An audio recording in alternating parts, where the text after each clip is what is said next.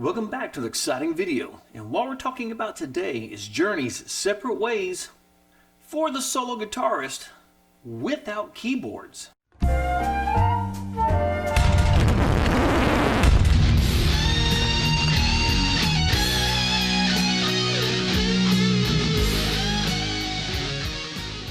That is correct. We are going to lay this down and figure out how to do this without a keyboard player. Now, I do have a band, obviously, and this is one of the songs that we do play.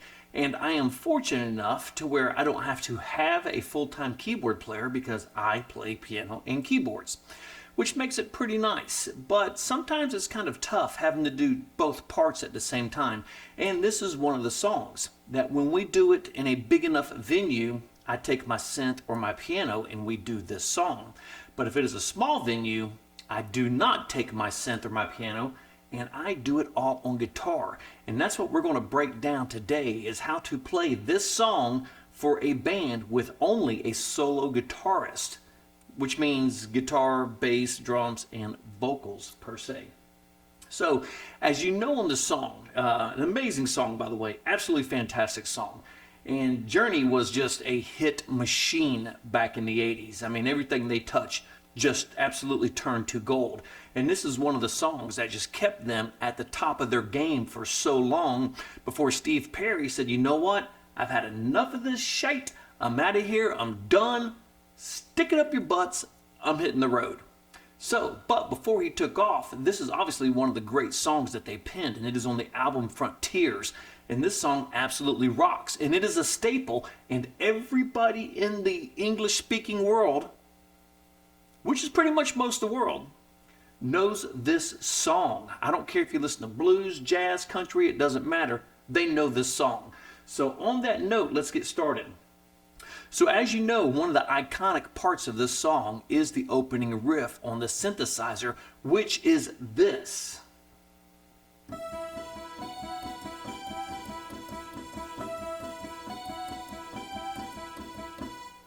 But when you're only a guitar player without a keyboard player, how do you do that? Well, that's what we're going to break down. So as you know, there is a synth that is played in the verse of the song and in the chorus, of course. But in the verse, luckily, the chords really aren't very long. They have a very fast decay to them, which means it's not something that's held on throughout the entire section of the verse. And what do I mean? Well, when it starts, when they're counting that song in, the chords, these are the chords, but this is not the time. And pay attention.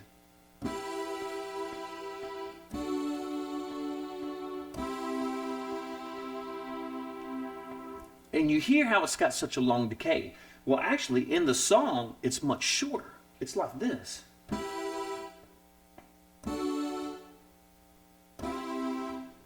Now, they've got a decay set, so the chord naturally rolls off much faster, and it's to where I'm just physically releasing the chord.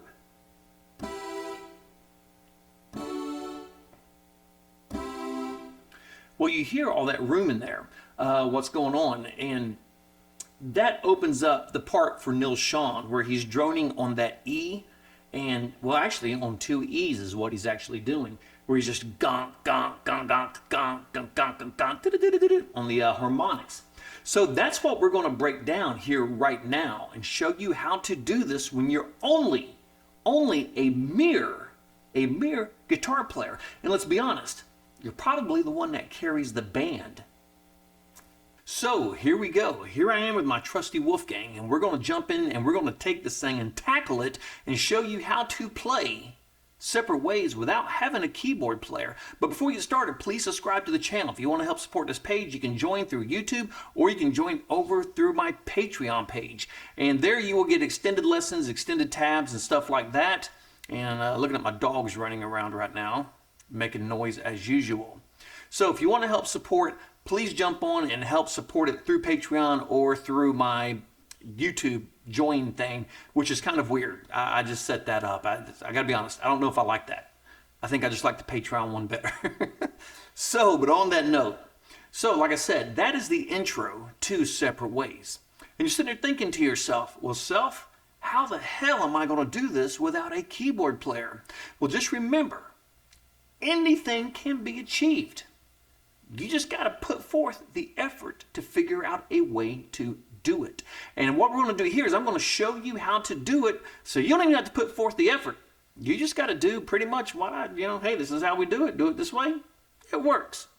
So to get started, what we're going to do is I'm going to play this opening riff for you to kind of give you an idea of how it sounds on a guitar.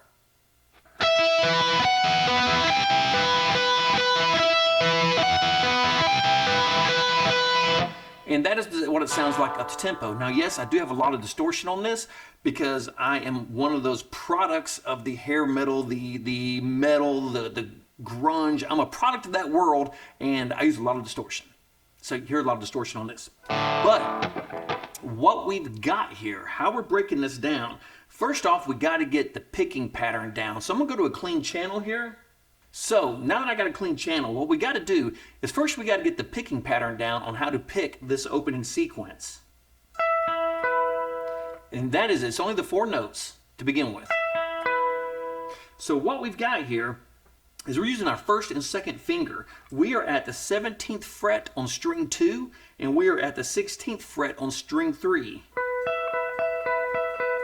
Now, the best way that I have found to pick this is to use a hybrid pick between your pick and your middle finger. Now, you could pick it all with one.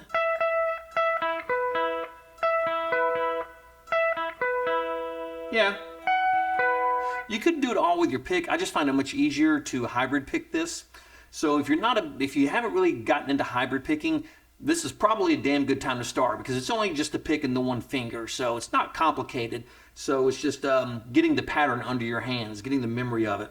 So what we're going to do is we're going to go 2, we're going to start on string 2, and we're going to pick 2, 1. And as soon as we hit that, we're going to go up and we're going to pick 3. Then we're going to come back and we're going to pick 1 again with our middle finger. And we're going to repeat that every time we move up on the fretboard. So we're going to take this, we're on the B string, we're going to go from 17 to 19 to 20. And every time we do that, we're going to repeat that little picking pattern.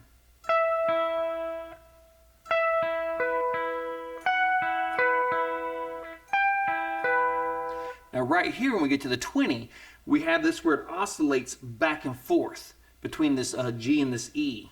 Listen.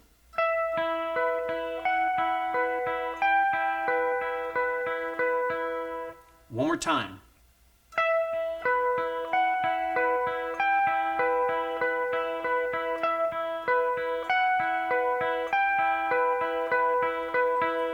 So one thing is when you're up here on the top of the neck playing this, one thing that is critical is you've got to get your fingers to go over that E string and make sure you're attacking that B string directly on. Because even move down a little bit, even if you roll slightly, it's going to hit that E string and it's going to mute it, and then it's not going to work. The key here is to be able to have these notes ring through the entire passage.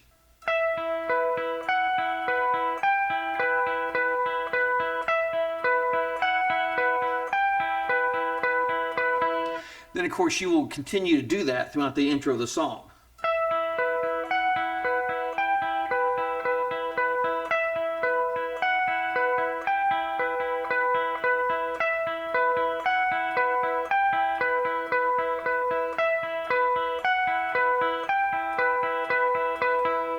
And it's actually, like I said, a great little exercise to get you started onto the hybrid picking. If you're not used to that, this is a great place to get started. All right, so moving on. So now I'm going to go back to a distortion channel so you can hear what's happening here. Okay, so on the distortion channel, we start the same exact ways we did before.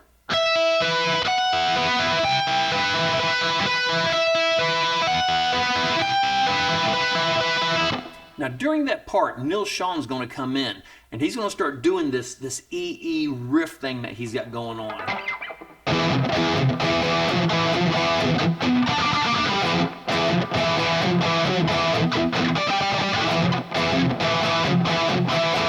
Now while he's doing that and the keyboard part is doing the opening, okay, Then you obviously can't do this part yet. So what you're going to do is you're going to play the entire opening through. I think it's four times that you play that, and then that's where it comes. It's setting up for the verse right here, and the verse here is going to be E minor. Let me get. Then we're going to jump down to a D. Then we're going to go to a C, and that is the outline for the verse.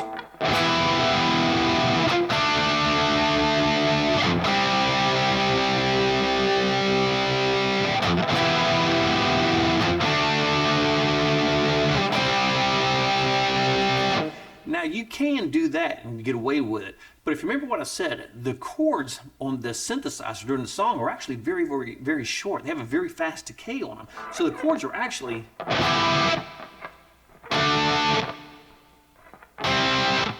because of the decay, decay on the keyboards.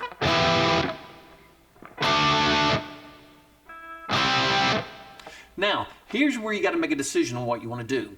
Now, if you have a good bass player, and let's be honest, we already know you don't. It's a bass player.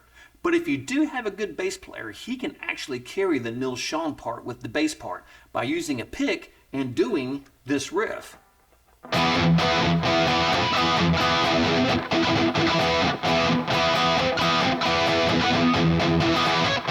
Now, all he's got to do is do an E power chord here with this open E.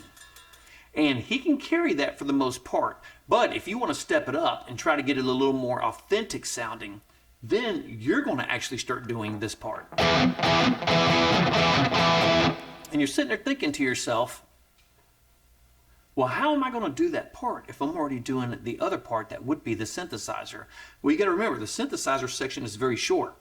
So we're going to fill up that gap with that E riff. So what we're going to do is, coming out of the opening riff of the song, we're going to play this E minor with the short stab, then we're going to go to the D, then we're going to go to the C with the short stab. With keep aware that you always got to have a finger right here on this E. So this is how we're going to play this, and this is how I do this when I do not have my synth.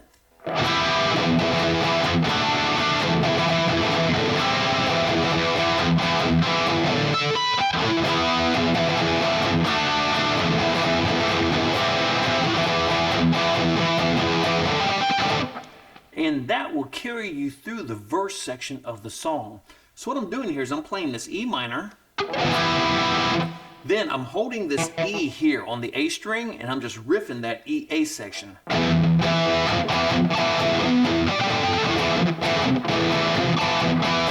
And I'm taking up the first half with the chord, of course. Then we're going to move to the D, and we're going to play this at the 7th fret on strings 2, 3, 4. Then we can just reach back up and grab that E again and continue that riff. Then we go down to the C on strings 2, 3, 4 at the 5th fret. And then we reach up with our 3rd finger and we grab that E again.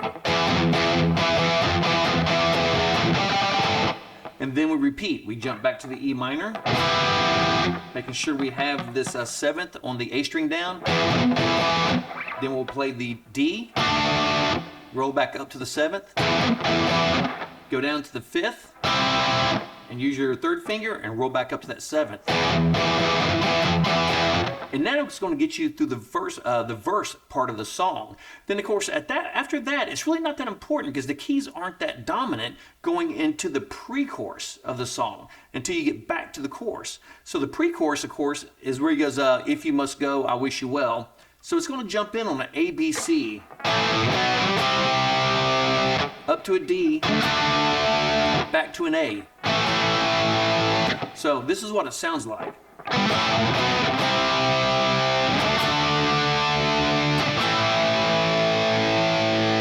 Then it does that again.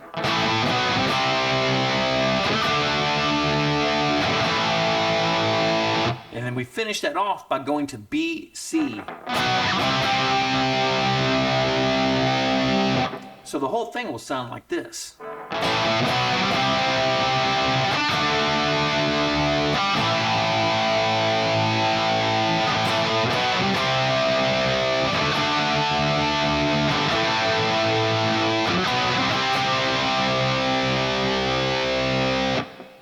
right, now we're going to jump into the chorus. Someday love will find you, whatever they say there. I don't sing it, I play guitar on it.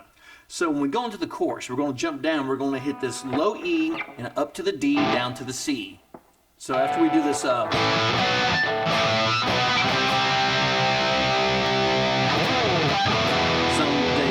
love will find you.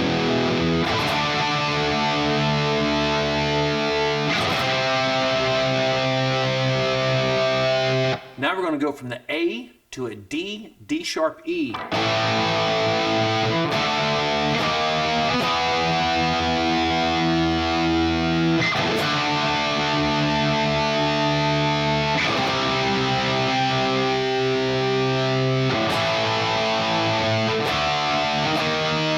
All right, so that gets us through the chorus. As soon as we get through with that, now we got to jump right back to this E minor.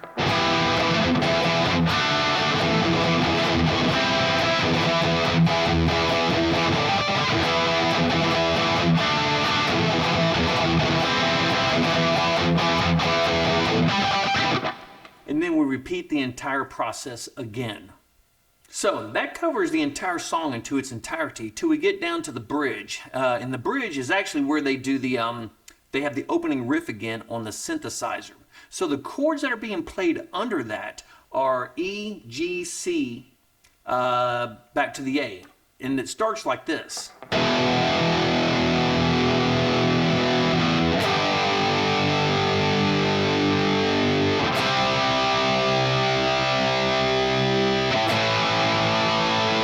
Then right here is where, if you're on the guitar, you do that big slide. Then you'll go back to the E, to a D this time instead of the G.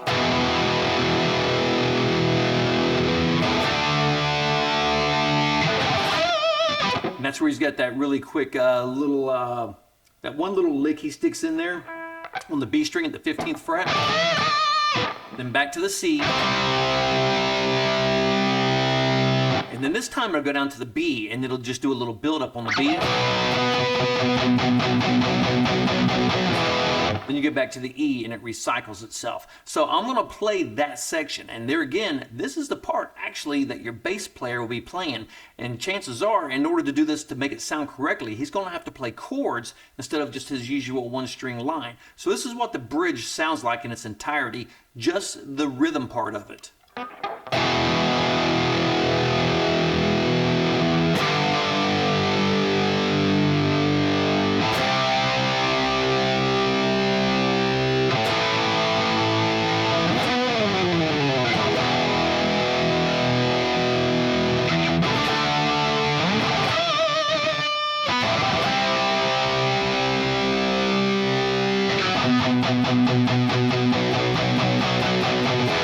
Then right there goes back into someday love will find you, so on, so on, so on. Okay, now over that part, that's chances are, if you're the solo guitar player without a keyboard player, your bassist is going to have to play that. So be prepared to have to teach him how to play his instrument because it's a bass player. But on that part, you, being the guitar player, have to go back to the opening riff of this.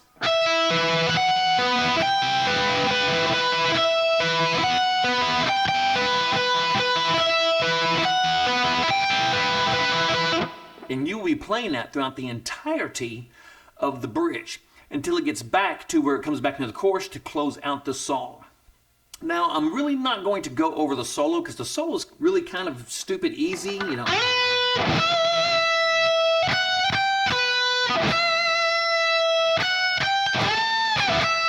The whole thing's done in E minor, and 90% of it you can play in the pentatonic scale. If you haven't watched my video on adding those two notes to your pentatonic scale, that changes the entire way you play your pentatonic scale.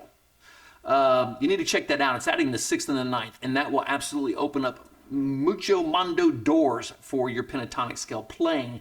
Those are the two notes that, in my opinion, are a must learn. And just a quick recap of what those are. If you're playing the E minor pentatonic, the two notes you want to add right here is you want to add the 14th on the E string and the 12th on the B string, which will give you this. Then you can just move on through the rest of the pentatonic scale.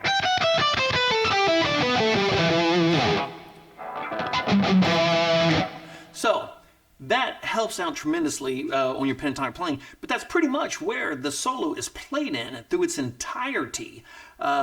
It'll move up to the Albert King box or the B.B. King box, whatever they call that thing. So it'll start off with on the B string at the 15th fret.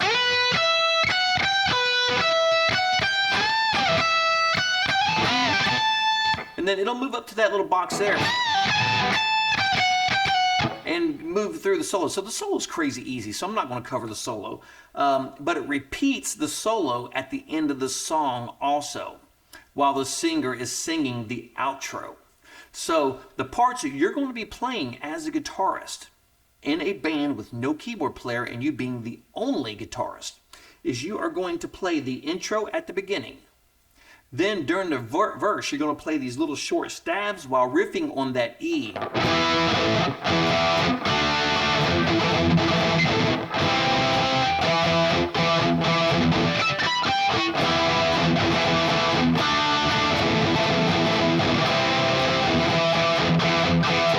Then you'll go into the to the pre-chorus.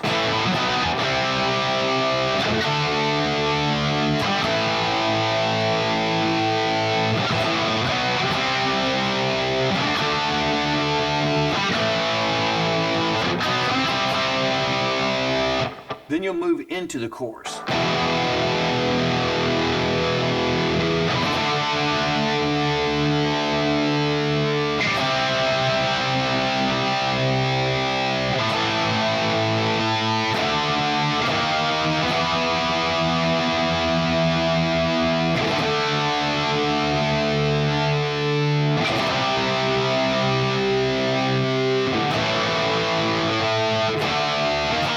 Then you'll go back into the verse, back into the chorus, so on and so on and so on, until you get to the bridge. When you get to the bridge, you repeat the opening riff.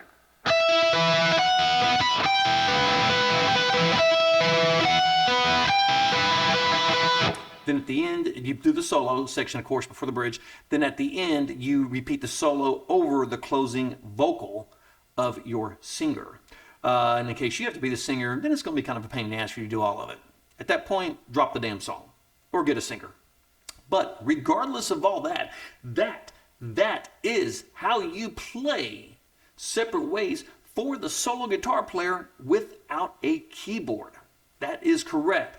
That will break it down for you, and it works. I have done it that way more times than I can count, because not every venue you play has a big stage.